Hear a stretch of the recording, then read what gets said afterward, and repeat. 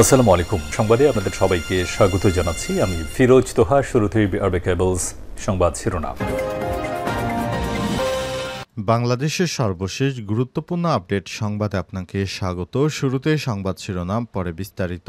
শুরুতেই জানাবো, অন্তর্বর্তীকালীন সরকারে যোগ দিলেন প্রকৌশলী মহিউদ্দিন। প্রধান উপদেষ্টার বিশেষ সহকারী শেখ মহিউদ্দিন রোববার ৬ এপ্রিল সকালে সড়ক ও সেতু মন্ত্রণালয়ে যোগদান করেছেন।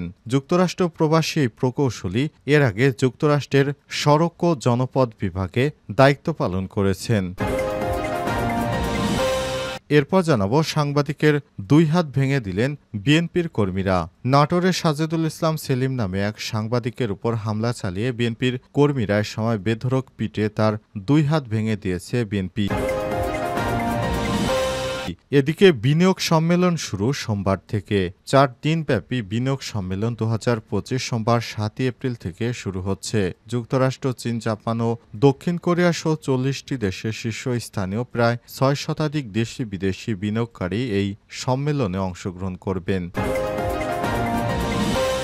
এবারে জানাবো, গাজায় গণহত্যার প্রতিবাদে ছাত্রদলের কর্মসূচি। ফিলিস্তিনের গাজা এবং রাফায় ইসরায়েলের বর্বরোচিত গণহত্যার নিন্দা ও প্রতিবাদ কর্মসূচি ঘোষণা করেছে জাতীয়তাবাদী ছাত্রদল। মঙ্গলবার ৮ এপ্রিল সকাল 10:30টায় দেশের সব শিক্ষা প্রতিষ্ঠানের সামনে মুখে কালো কাপড় বেঁধে প্রতিবাদ জানাবে ছাত্রদল।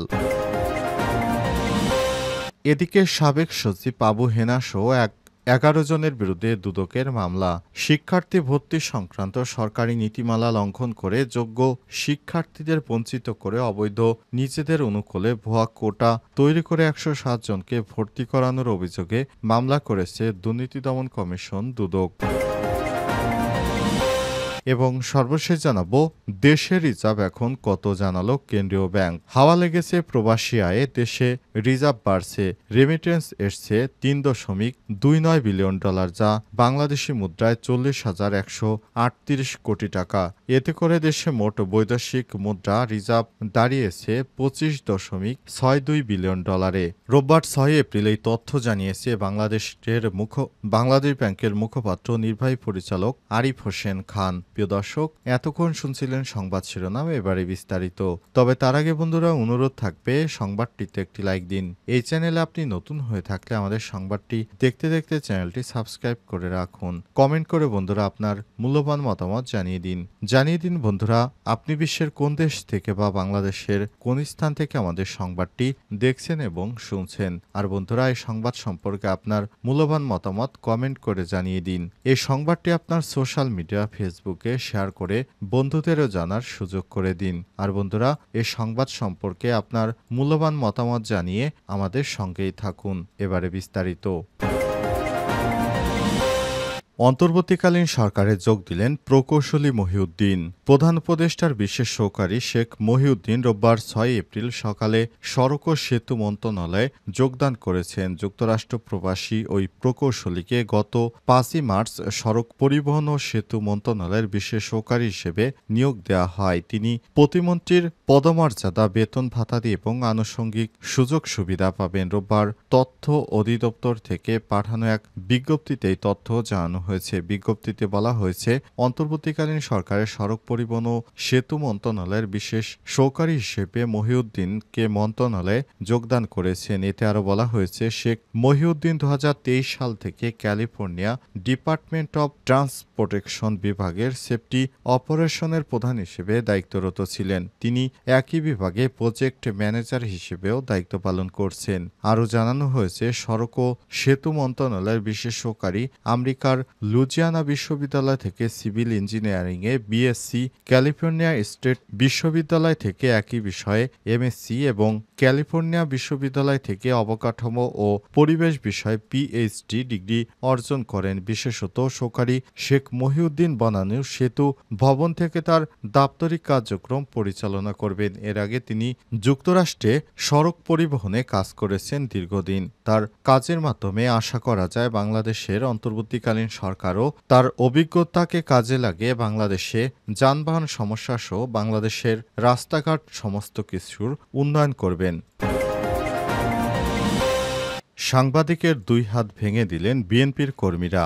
নাটোরের সাজেদুল ইসলাম সেলিম নামে এক সাংবাদিকের উপর হামলা চালিয়ে বিএনপির কর্মীরা। এ সময় বেধড়ক পিটিয়ে তার 2 হাত ভেঙে দিয়েছে বিএনপির নেতারা।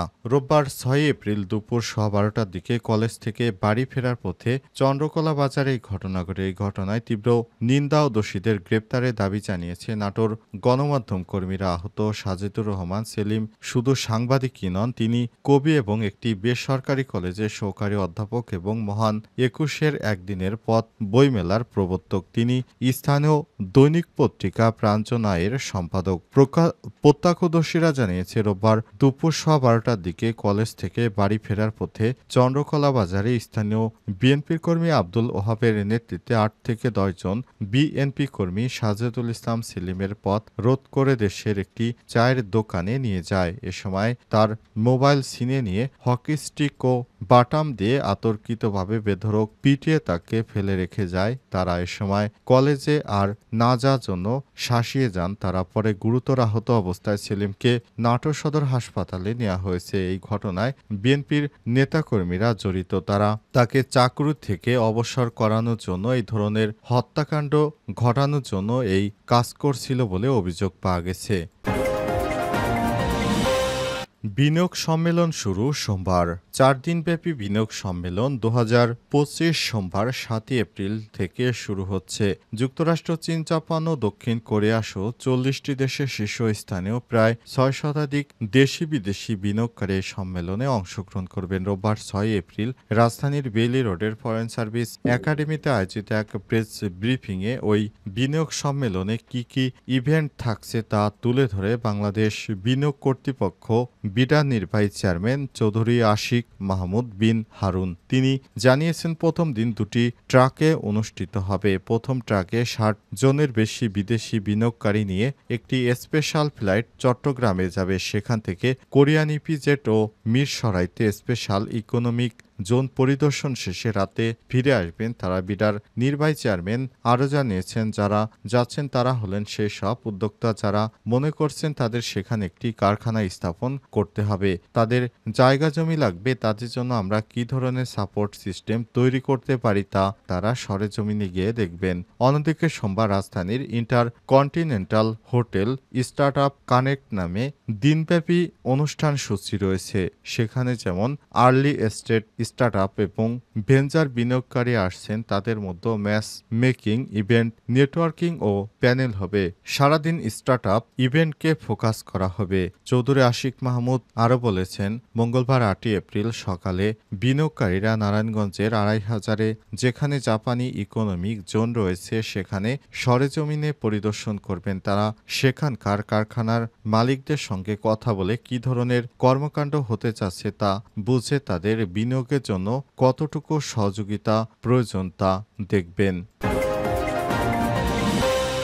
গাজায় গণহত্যার প্রতিবাদে ছাত্রদলের কর্মসূচি। ফিলিস্তিনের গাজা ও রাফায় ইসরায়েলের বর্বরোচিত গণহত্যার নিন্দা ও প্রতিবাদ কর্মসূচি ঘোষণা করেছে জাতীয়তাবাদী ছাত্রদল। রোববার 6 এপ্রিল এক বিবৃতিতে গাজায় ইসরায়েলি আগ্রাসনের তীব্র প্রতিবাদ জানিয়েছে ছাত্রদলের সভাপতি রাকিবুল ইসলাম রাকিব ও সাধারণ সম্পাদক নাসির উদ্দিন নাসির। এই পরিপ্রেক্ষিতে ছাত্রদল গাজা ও রাফায় ইসরায়েলের বর্বরোচিত গণহত্যার প্রতিবাদে মঙ্গলবার 8 এপ্রিল সারা দেশে সব শিক্ষা প্রতিষ্ঠানে প্রতিবাদ কর্মসূচির ঘোষণা করেছে। ছাত্রদলের দপ্তর সম্পাদক মোহাম্মদ জাহাঙ্গীর আলম স্বাক্ষরিত এক সংবাদ বিজ্ঞপ্তিতে সব কথা জানানো হয়েছে। তে বলা হয়েছে, রাকিব ও নাসির বলেন, এমন ভয়ঙ্কর বর্বরতার নিন্দা ভাষায় প্রকাশ করা সম্ভব নয়। ইসরায়েলের বর্বরতা সত্ত্বেও বিশ্বব্যাপী নির্লিপ্তভা আচরণ ততোধিক অমানবিক। ফিলিস্তিনের গাজা এবং রাফায় দখলদার গণহত্যাকারী ইসরায়েলি বাহিনী নৃশংস হামলায় ইতিমধ্যেই হাজার হাজার নিরপরাধ মানুষ শাহাদাত বরণ করেছেন। শিশু, নারী ও বৃদ্ধদেরও নির্মমভাবে হত্যা করা হয়েছে। অবৈধ দখলদার ইসরায়েলের সেনারা গাজা উপত্যকায় আজ মৃত্যু উপত্যকা। দখলদার ইসরায়েল পৃথিবীর মানচিত্র থেকে গাজা চিহ্ন মুছে ফেলতে নারকীয় হত্যাযজ্ঞে মেতে উঠেছে। পরিতাপের বিষয় এই আন্তর্জাতিক বিশ্ব এখনও নীরব দর্শকের ভূমিকা পালন করছে।